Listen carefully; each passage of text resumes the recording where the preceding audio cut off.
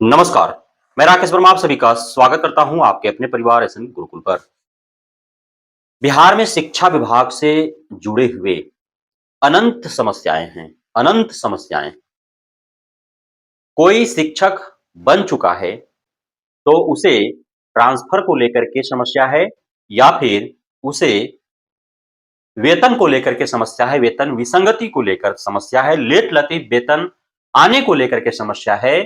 उसके साथ जिस विद्यालय में वो कार्यरत है वहां के सहयोगी शिक्षकों या प्रधानाध्यापक के द्वारा ज्यादतियां की जाती है, यह समस्या है। या फिर जब वो किसी अवकाश पर जाने की स्वीकृति चाहता है तो प्रधानाध्यापक या बीओ डीओ उसके साथ ज्यादती करते हैं, हर कदम पर उससे घूस मांगा जाता है। ये समस्या है। जो शिक्षक नहीं बने हैं उनके साथ समस्या है कि जो भर्तियां आ रही हैं उसमें पारदर्शिता नहीं निभाया जा रहा है। बिहार के हैं तो उनके साथ समस्या है कि डोमिसाइल नीति नहीं लागू की गई है, जिसके वजह से दूसरे राज्य के अभ्यर्थी खासतौर पर यूपी झारखंड के काफी संख्या में बिहार में आकर के शिक्षक बन जा रहे हैं। कुछ अभ्यर्थियों का समस्या है कि मल्टीपल रिजल्ट दे दिए जा रहे हैं, जितना रिक्तियां दिखाया जा रहा है उतनी भर्ती नहीं ली जा रही है, वेटिंग लिस्ट नहीं जारी किया जा रहा है, सप्लीमेंट्री रिजल्ट नहीं किया जा रहा है। वे टाई ब्रेकर के वजह से मेरिट सूची में नहीं आ पाए, एकाध अंक से पीछे रह गए, कट ऑफ हाई चला गया, तमाम तरह की समस्याएं हैं।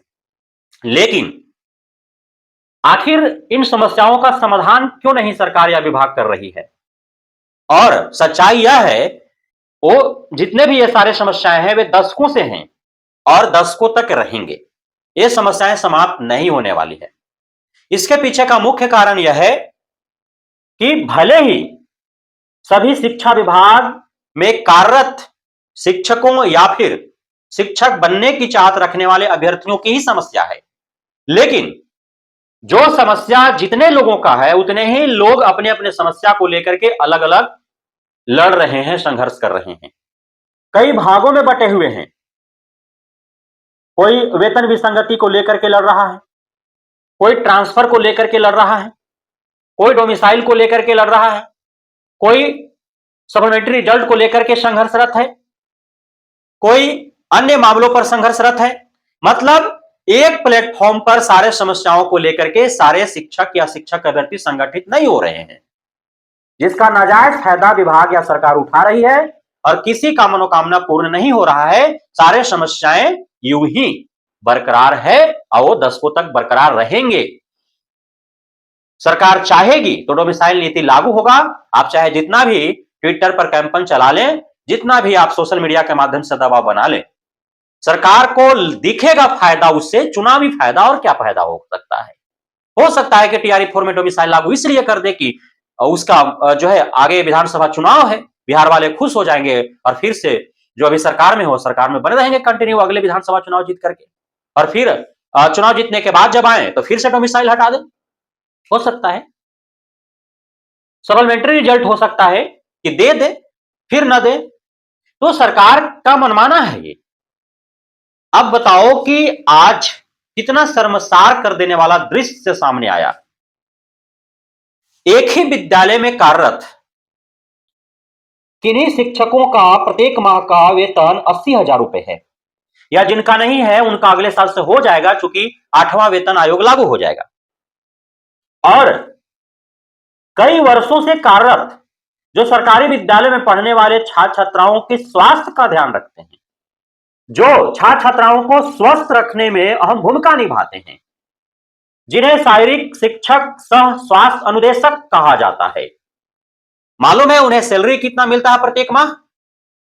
एक दिहाड़ी मजदूर जब वह एक माह कमा लेता है और जितना मजदूरी उससे मिल जाता है उससे भी कम एक सरकारी विद्यालय के जो पीटी टीचर हैं, जिन्हें शारीरिक शिक्षक से स्वास्थ्य अनुदेशक कहा जाता है, इतना बड़ा उनके पद का नाम है, और वेतन कितना जाता है? 8,000 रुपया महीना। 8,000 रुपया महीना।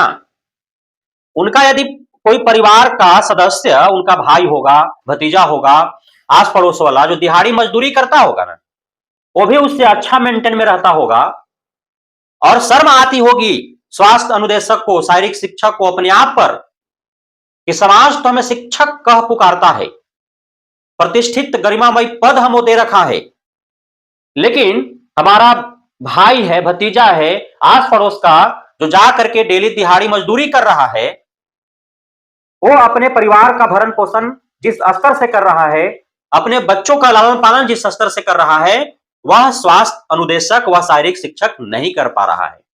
और आज दृश्य क्यों शर्मसार कर देने वाले हो गए?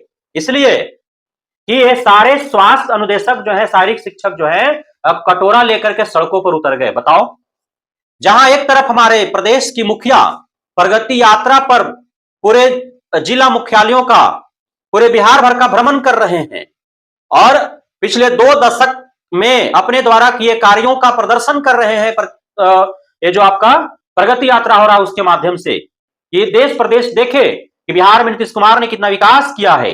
और दूसरे तरफ स्वास्थ्य अनुदेशक, शारीरिक शिक्षक कटोरा लेकर के सड़कों पर रिक्शा वाला से, ठेला वाला से, ऑटो वाला से, मोटरसाइकिल वाला से, रेड़ियां लगाने वाला से, राहगीरों से भीख मांग रहा है वो, कि हम हैं बिहार सरकार के सरकारी विद्यालयों के शारीरिक शिक्षक, भैया हमें भीख दे दो। सरकार वेतन नहीं दे रही है कि हमारा घर परिवार चल सके, हमारे भरण पोषण हो सके, परिवार का, हमारा बच्चों का लालन पालन हो सके, दो भिक्षा।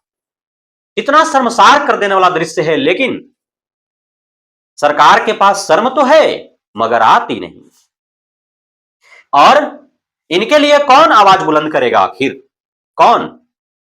इसलिए शिक्षा विभाग से जुड़े हुए जितने भी, या सरकारी विद्यालय से जुड़े हुए जितने भी कर्मी हैं, चाहे जिस भी प्रकार के आप शिक्षक हों, चाहे आप बीपीएससी शिक्षक हों, पुराने वेतनमान वाले शिक्षक हों, नियोजित शिक्षक हों, आप विशेष शिक्षक हों, आप शारीरिक शिक्षक हों, आप कर्मचारी ही क्यों ना, सफाई करने वाला, झाड़ू बहारू करने वाला हो, शौचालय साफ करने वाला हो, परिचारिका हो, आप गार्ड हो, कोई हो आप, या फिर शिक्षक अभ्यर्थी हो, पूरे एकजुटता के साथ एक ही बैनर तले, एक मंच पर सब आए और एक साथ बिहार सरकार से मांग करें, अपना मांग पत्र सरकार के समक्ष पेश करें कि हम शिक्षकों या शिक्षक अभ्यर्थियों की इतना सारा समस्या है और हम एक साथ सारे शिक्षक और शिक्षक अभ्यर्थी सरकार और विभाग से मांग करते हैं, कर दो हड़ताल 1 आध महीना के लिए, तब देखो सरकार झुकती है कि नहीं। चुनाव है सर पे,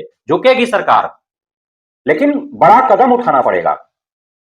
सड़कों पर बवाल काटने से अच्छा है कोई 1 माह 2 माह तक यदि आप सारे सरकारी विद्यालयों के जितने कर्मी हैं हड़ताल पर चले जाएंगे, तो बच्चों का कोई भविष्य बर्बाद नहीं हो जाएगा 1 आध 2 माह में। बच्चा का भविष्य तो तब बर्बाद हो रहा है जब आपको महज 8,000 रुपया वेतन दिया जा रहा है और उस 8,000 रुपया में न आप अपने बूढ़े माँ बाप के लिए दवा जुटा पा रहे हैं, न अपने बीवी का मेंटेन कर रहे हैं, न बच्चों का अच्छा शिक्षा प्रदान कर रहे हैं, तो भविष्य तो उनका खराब हो रहा है, भविष्य आपका बर्बाद हो रहा है। तो पहले आप अपना भविष्य देखेंगे, उसके बाद ना भविष्य का भविष्य संभालेंगे। तो आपको बड़ा कदम उठाना पड़ेगा।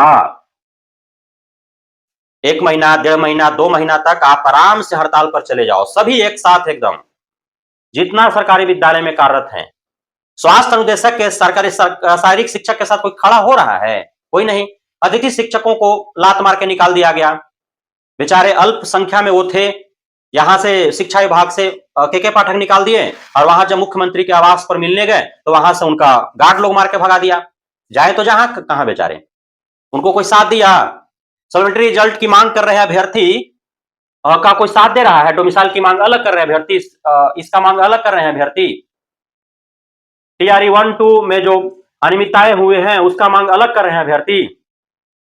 नियोजित शिक्षक अलग बटे हुए हैं, विशेष शिक्षक अलग बटे हुए हैं, बीपीएससी शिक्षक अलग बटे हुए हैं, शारीरिक शिक्षक अलग बटे हुए हैं।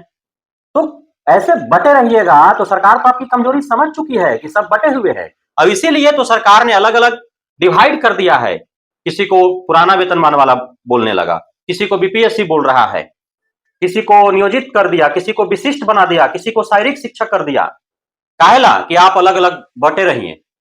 अतिथि शिक्षक एगो कैटेगरी, तो आप शिक्षकों को 6 गो भाग में बांट दिया, बटे रहो, और सबका अपना अपना समस्या है, सब अपने अपने समस्या को लेकर के जो है आप संघर्ष कर रहे हैं, किसी का समस्या का समाधान नहीं हो रहा है। तो सभी एक दूसरे के समस्या को आत्मसात कर सभी का साथ दीजिए, एक मंच पर, एक प्लेटफॉर्म पर, एक बैनर तले आप आकर के मांग पत्र दाखिल कीजिए सरकार के समक्ष, और आगामी जो चुनाव सरकार के सर पर है उसका फायदा उठाते हुए और एकजुटता निभाते हुए आप सारे मांगों को मनवाने के लिए सरकार पर दबाव बनाए, तभी जाकर के आपकी मांग जो है मानी जाएगी, अन्यथा की स्थिति में कुछ नहीं होने वाला है। खाली हाथ आए हो, खाली हाथ ही जाओगे, डमरू बजाते रह जाओगे। बहुत बहुत धन्यवाद आप सभी साथियों का हमारे साथ जुड़े रहने के लिए, बने रहने के लिए, प्यार देने के लिए, भरोसा बनाए रहे।